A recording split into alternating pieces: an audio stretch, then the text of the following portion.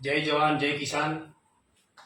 આજે પાલનપુરની બાયપાસની જે સમસ્યા છે એને લઈને આજે હું સુમા કાકા, રમેશભાઈ, વિજયભાઈ સાથે આજે રાકેશ ટીકેજીને અમે મળી અને પાલનપુરની જે સમસ્યા છે, કારણ કે જે બાયપાસ નીકળે છે એ ટ્રાફિક સમસ્યાને લઈને એના માટે કાઢવામાં આવેલો છે અને આ બાયપાસ જે નીકળે છે એમાં મોટા ભાગના ખેડૂતો જે છે એ ખેડતી વિહોણા થઈ જવાના છે, કારણ કે નાના ખેડૂતો છે એમની જમીન જતી રહેવાની છે બાયપાસની અંદર, કારણ કે જે સંપાદન કરવામાં આવ્યું છે 100 વર્ષનો વિચાર કરીને આ લોકોએ એનો પ્લાન કર્યું છે।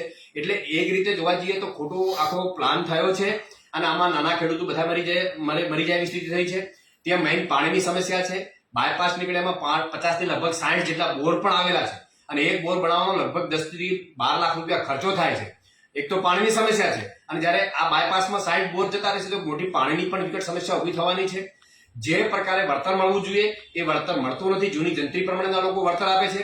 ખરેખર તો અત્યારની જે બજાર પેરિટી કે જે અત્યારે જમીનનો જે ભાવ છે એ જમીનનો ભાવ ગણીને ખરેખર વળતર ખેડૂતોને ચૂકવવું જોઈએ। આવી માગણીઓ સાથે આજે પૂરેપૂરી બાયપાસની સમસ્યાઓને લઈને આજે રાકેશ ટીકેજીને અમે વાત કરી છે। એમને ખૂબ શાંતિપૂર્વક અમને સાંભળ્યા પણ છે। એમને હાઈકોર્ટના કેટલાક આવેલા ચુકાદાઓની પણ અમને જાણ કરી છે અને નકલો પણ આજે અમને આપવાના છે। પરંતુ આ જે ખેડૂતો સાથે અન્યાય થઈ રહ્યો છે એની સાથે રાકેશ ટીકેજી અને પૂર્વ રાષ્ટ્રીય નેતા કિસાન એમની આપણી સાથે છે એવું આશ્વાસન પણ આપ્યું છે અને ટૂંક સમયમાં બનાસકાંઠાની મુલાકાતે પણ આવવાના છે। બીજી પણ અમે બનાસકાંઠાની મોટી ઘણી બધી સમસ્યાઓ છે। આજે પાણીના તળ નીચે જઈ રહ્યા છે તો એની પણ અમે ચર્ચા કરી છે। આજે મોટા મોટા વીજ કંપનીઓના વીજ તોતિંગ ટાવરો ઉભા થઈ રહ્યા છે, ખેડૂતો એમાં છેતરાઈ રહ્યા છે, એમને વળતર નથી મળતું, એની પણ અમે ચર્ચા કરી છે।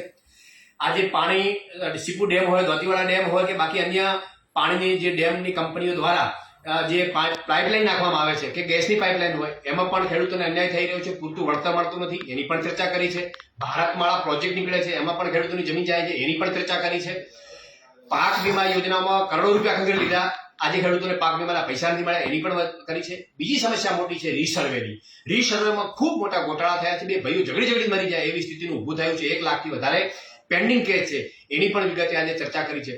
કુલ મિલા કે જે ખેડૂતોને જે તકલીફ પડી રહી છે, છેલ્લા 30 વર્ષથી ભારતીય જનતા પાર્ટીનું શાસન ચાલે છે, આજે ખેડૂત બોલી નથી શકતો, ખેડૂત બોલવા જાય તો એના અવાજને દબાવવામાં આવે છે। આ પ્રકારની આખું ગભરામણ વાળું વાતાવરણ ખેડૂતોને દબાવવા કોશિશ, પોલીસ દ્વારા ડરાવવા, આવું બધું વાતાવરણ જે ઊભું થયું છે એની સંપૂર્ણ માહિતીથી વાકેફ આજે કર્યા છે અને ટૂંક સમયમાં રાકેશજી બનાસકાંઠાના પ્રવાસે આવી રહ્યા છે। એનું આજે 1-2 દિવસમાં અમે એનું પ્લાનિંગ કરી લઈશું અને ટૂંક સમયમાં બનાસકાંઠાની મુલાકાતે ખેડૂતોને વહારે આજે રાકેશ ટીકેજી આવે છે। અમને 100% સંપૂર્ણ વિશ્વાસ છે કે 100% ખેડૂતોને ન્યાય મળશે। જય હિન્દ, જય જવાન, જય કિસાન।